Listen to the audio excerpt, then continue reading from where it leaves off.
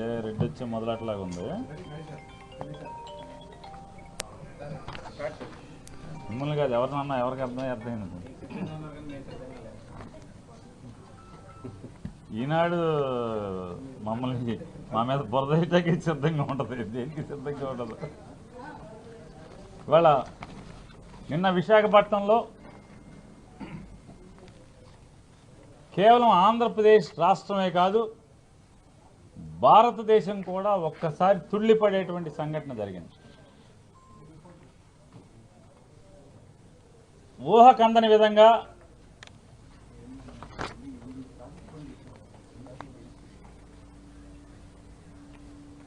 $25,000 కిలోల మత్తు పదార్థాలు ఒక కంటైనర్లో విశాఖపట్నం చేరుకున్నటువంటి డ్రగ్స్ని సిబిఐ ఆ డ్రగ్స్ అన్ని కూడా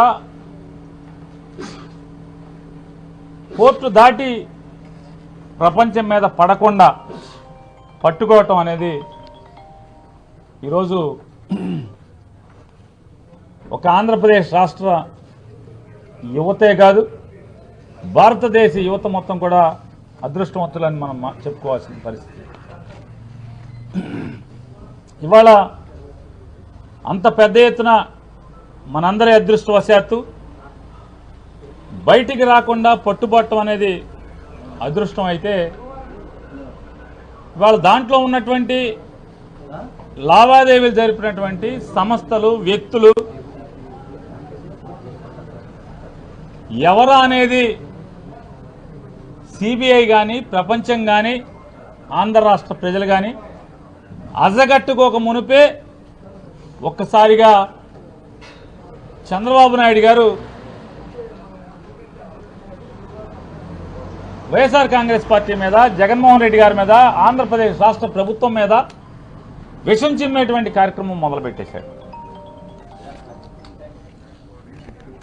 ఎంత కిరాతకంగా, దుర్మార్గంగా ఎవరయ్యా ఈ వ్యక్తులు అని మాట్లాడుతుంటే చూస్తుంటే ఇవాళ ఏంటి చంద్రబాబు ఎందుకు వచ్చాడు, అసలు ఇంకా సిబిఐ నోరిప్పలేదు, ఎవరి వ్యక్తులు ఏంటి, కంటైనర్ ఏంటి అని మీడియా కానీ ప్రపంచం కానీ అజగనుకోక ముందే ఆయన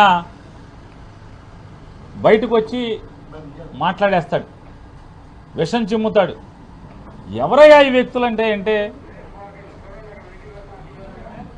విదేశాల నుంచి డ్రగ్స్ అందుకున్న వాళ్ళు ఎవరయ్యా అంటే అడ్రస్లని చూస్తే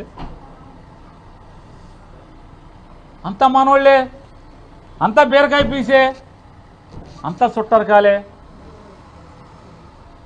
మరిదికి చుట్టం, వదినికి చుట్టం, వ్యాపారాలు, భాగస్వామ్యం, వాటాలు అంతా వీళ్ళే. విషం మాత్రం జగన్మోహన్ రెడ్డి గారి మీద.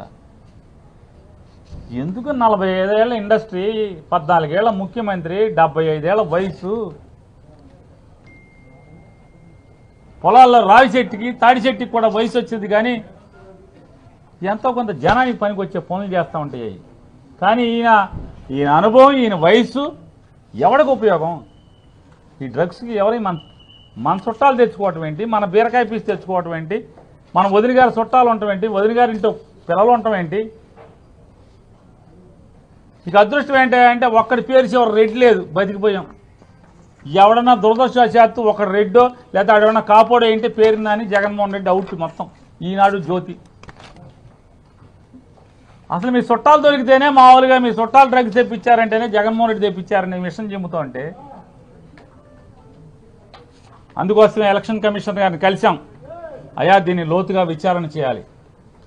తెలుగుదేశం పార్టీ మాకు భయాలు, అనుమానాలు ఉన్నాయి. ఈ రాష్ట్ర ప్రజలకి, వైఎస్ఆర్ కాంగ్రెస్ పార్టీకి ఆందోళనలుగా ఉన్నాయి. బ్రాందీ పంచేటువంటి స్థాయి నుంచి దాటి ఈ రాష్ట్రంలో ఓటు కోసం డ్రగ్స్ ఏమన్నా పంచిపెడతాకి తెచ్చాడా చంద్రబాబు? ఆయన కొడుకు. ఒక్కసారి లోతుగా దీన్ని విచారణ చేయించి త్వరితగతిన దీన్ని అరకట్టండి. ఈ ఓడనకాల మరింకో ఓడ కానీ మరొక మార్గంలో కానీ తెచ్చేటువంటి ప్రయత్నాలు చేసేటువంటి అవకాశాలు మెండుగా ఉన్నాయి. ఎందుకంటే ఇతను తిరిగేదంతా చేసిన సావాసాలన్నీ కూడా దొంగలతోనే. 5 ఏళ్ళు ముఖ్యమంత్రిగా ఉన్నప్పుడు ఇట్లాగే సింగపూర్ నుంచి ఒక దొంగను తెచ్చి మొత్తం రాత మర్యాదలు చేసి ప్రభుత్వాన్ని అప్పజెప్పేశాడు. కొత్త అల్లుడిలాగా మర్యాదలు చేసేవాడు అతన్ని అడ్డం పెట్టి. ఇవాళ అదే సింగపూర్ మంత్రి జైల్లో ఉన్నాడు. పాపాలు చేశాడు, దోచాడు సింగపూర్ని అని చెప్పని, తప్పుడు వ్యాపారాలు చేశాడని చెప్పని, లంచాలు తీసుకున్నాడని చెప్పని. కాబట్టి ప్రపంచవ్యాప్తంగా చంద్రబాబు నాయుడు ఎప్పుడు అధికారంలో ఉన్నా ప్రపంచంలో ఏదో ఒక దేశంలో తప్పుడుతనంతో, దొంగతనాలతో, అవినీతి పరులతో, మాఫియా వ్యక్తులతో అంటగాగినటువంటి ఉదాహరణలు కోకొల్లలుగా ఉన్నాయి. కాబట్టి అతనికి ఉన్నటువంటి పరిచయాలలో ఈ రకమైనటువంటి దిగజారి, అంటే రాజకీయాల కోసం ఎంతకైనా దిగజారేటువంటి, తండ్రి లాంటి మామని పొడిచినాడు, బావమరిదిని కాళ్ళు పుచ్చుకు లాగినాడు, వదిన గారిని తోడల్లుణ్ణి మోసం చేసినాడు, ఒకే కడుపున పుట్టినటువంటి సొంత తమ్ముడిని వంచన చేసినటువంటి, అంటే రాజకీయాల కోసం ఎవడినైనా ఎంతకైనా నమ్ముకున్న వాళ్ళని కూడా ఏ రకంగా దిగజార్చి ప్రవర్తిస్తాడో మనకు ఉదాహరణలు ఉన్నాయి. కాబట్టి ఖచ్చితంగా దీని మీద లోతైన విచారణ చేయాలి. మళ్ళీ ఈ ఎన్నికల్లోపు వీళ్ళు డ్రగ్స్ తెచ్చి జనాల మీద వదిలి పంచిపెట్టకుండా ఓటు కోసం ఏమైనా చేసేటువంటి దిగజారే ప్రవర్తన చేయకుండా అరికట్టాలని చెప్పిన ఎలక్షన్ కమిషన్ గారిని కోరటం జరిగింది. ఆయన తప్పకుండా కేంద్ర ఎన్నికల కమిషన్ గారి ద్వారా కేంద్ర సంస్థలన్నీ కూడా, విచారణ సంస్థలన్నీ కూడా అలర్ట్ చేసి అటువంటి పాపాలు జరగకుండా చూస్తానని చెప్పి ఆయన చెప్పారు. అలాగే నిన్న రాత్రి ఈ విషం చిమ్మే కార్యక్రమం తన సొంత ట్విట్టర్ అకౌంట్లో చంద్రబాబు నాయుడు గారు ఏ రకంగా విషం చిమ్మాడో దీన్ని కూడా కాపీ ఆయనకి ఇవ్వటం జరిగింది. ఆయన చదివి, ఇది చంద్రబాబు నాయుడు గారి సొంత అకౌంటా అని అడిగారు. అవునండి, ఇది ప్రెస్ స్టేట్మెంట్ కాదు, ఆయన ట్విట్టర్ అకౌంటే అని చెప్పాం. కావాలంటే మీరు వెరిఫై చేసుకోండి. చంద్రబాబు నాయుడు సొంత ట్విట్టర్ అకౌంట్లోంచి, పర్సనల్ అకౌంట్లోంచి ఇది ట్వీట్ చేశాడు. ఈ రకంగా ట్వీట్ చేయడం అనేది మోడల్ కోడ్ ఆఫ్ కాండక్ట్, ఏదైతే ఎన్నికల నియమావళి అనుసరించి ఇది తప్పుడుతనం. ఇది క్లియర్గా మోడల్ కోడ్ ఆఫ్ కాండక్ట్లో చెప్పింది. ఎక్కడా కూడా నిందలేయటం కానీ, ఆధారాలు లేకుండా రాజకీయ ప్రత్యర్థుల మీద, రాజకీయ వ్యతిరేకుల మీద తప్పుడు ప్రకటనలు కానీ, నిందారోపణలు కానీ చేస్తే చేయకూడదు. చేస్తే మోడల్ కోడ్ ఆఫ్ కండక్ట్ కింద వస్తారు అని చెప్పని మోడల్ కోడ్ ఆఫ్ కండక్ట్లో కూడా ఉంది. కాబట్టి దీన్ని వెంటనే విచారణ చేసి, ఇటువంటి మోడల్ కోడ్ ఆఫ్ కండక్ట్ ఉండగా ఇటువంటి తప్పుడు ప్రకటనలు చేసినటువంటి చంద్రబాబు నాయుడు గారి మీద క్రిమినల్ చర్యలు తీసుకోవాల్సిందిగా అని చెప్పని వారిని రిక్వెస్ట్ చేశాం. వారు కూడా తప్పకుండా దీని మీద ఎంక్వైరీకి ఆదేశిస్తాను, విచారణ చేసి దాని కింద వస్తే కనుక తగు చర్యలు తీసుకుంటామని చెప్పని కూడా ఎలక్షన్ కమిషనర్ గారు చెప్పారు, స్టేట్ ఎలక్షన్ కమిషనర్ గారు. అలాగే నిన్న కూడా వైఎస్ఆర్ కాంగ్రెస్ పార్టీ తరఫున చంద్రబాబు నాయుడు గారు సతీమణి గారు పురంధేశ్వరి గారు భువనేశ్వర్ గారు మన్నించండి, చంద్రబాబు నాయుడు గారు సతీమణి గారు భువనేశ్వరి గారు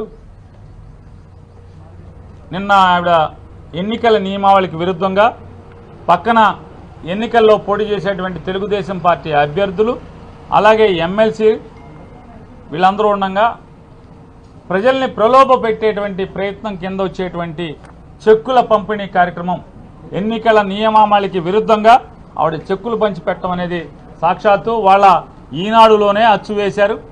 అమ్మగారు చెక్కులు పంచి పెడుతున్నారని చెప్పని, ఇది ఎన్నికల నియమావళికి విరుద్ధం కాబట్టి ఖచ్చితంగా దాని మీద చర్యలు తీసుకోమని నిన్న ఇవ్వటం జరిగింది.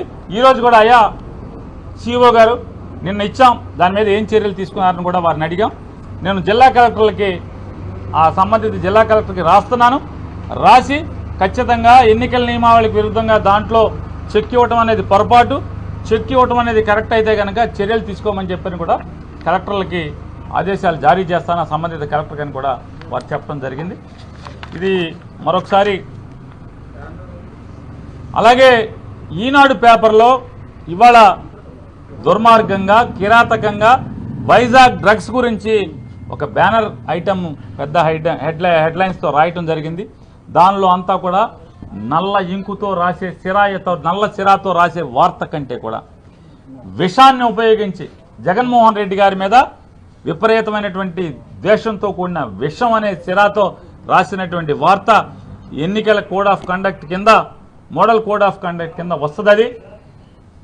బేస్లెస్ ఎలిగేషన్స్ ఈ రాష్ట్ర ప్రభుత్వానికి, వైఎస్ఆర్ కాంగ్రెస్ పార్టీకి, మా నాయకుడు జగన్మోహన్ రెడ్డికి ఆపాదించేట్టుగా కిరాతకమైన వార్తలు, ప్రజల్లో ఇమేజ్ డ్యామేజ్ చేసేట్టుగా ఈనాడు తప్పుడు వార్తలు రాస్తుంది. కాబట్టి ఈనాడు మీద కూడా చర్యలు తీసుకోమంటే దానికి కూడా చెప్పాం. అంటే ఆయన ఎలక్ట్రానిక్ మీడియా మీద గైడ్ లైన్స్ ఉన్నాయి కానీ ప్రింట్ మీడియా మీద లేదు అంటే వారికి కూడా చెప్పాం. మేము ఒక ఉత్తరం మీకు ఇస్తామండి, రిప్రజెంటేషన్ ఇస్తాం, మీరు ఢిల్లీలో ఉన్నటువంటి ప్రధాన ఎన్నికల అధికారికి కూడా రాయండి. వారి ఊహలో లేకపోతే ఎలక్షన్ కమిషన్ యొక్క ఉద్దేశంలో టీవీల్లో మాత్రమే తప్పుడు వార్తలు వస్తాయి, పేపర్ వాళ్ళు చాలా బుద్ధిమంతులు అనుకుంటున్నారేమో. పేపర్లో టీవీలని మించి తప్పుడు వార్తలు, విషం చిమ్మే వార్తలు ఎన్నికల్లో ఒక పార్టీని భుజానేసుకుని ఒక పార్టీ కోసం ఈ రకమైన తప్పుడు వార్తలు రాసేటువంటి అవకాశాలు ఈ ఆంధ్రప్రదేశ్ రాష్ట్రంలో మెండుగా ఉన్నాయన్న పేపర్లు ఉన్నాయి. కాబట్టి దాని మీద కూడా దిశానిర్దేశం చేసేట్టుగా వారిని కూడా ఇటువంటి తప్పుడు వార్తలు కేవలం ఎలక్ట్రానిక్ మీడియాలోనే కాకుండా ప్రింట్ మీడియాలో కూడా నిషేధాన్ని, లేకపోతే ప్రింట్ మీడియాలో కూడా రెగ్యులేషన్స్ని విధించేట్టుగా గైడ్ లైన్స్ ఇమ్మని కోరుతూ మీకు రిప్రజెంటేషన్ ఇస్తాం ఖచ్చితంగా. అంటే మీరు ఇవ్వండి, తప్పకుండా ఢిల్లీ రాస్తామని కూడా చెప్పారు. ఇవన్నీ కూడా ఈరోజు అంటే ఆంధ్రప్రదేశ్ చీఫ్ ఎలక్టరల్ ఆఫీసర్ గారి దగ్గర వైఎస్ఆర్ కాంగ్రెస్ పార్టీ పెట్టుకున్నటువంటి అభ్యర్థనలు, విన్నపాలు. ఎవరి దగ్గర ఉన్నాయి?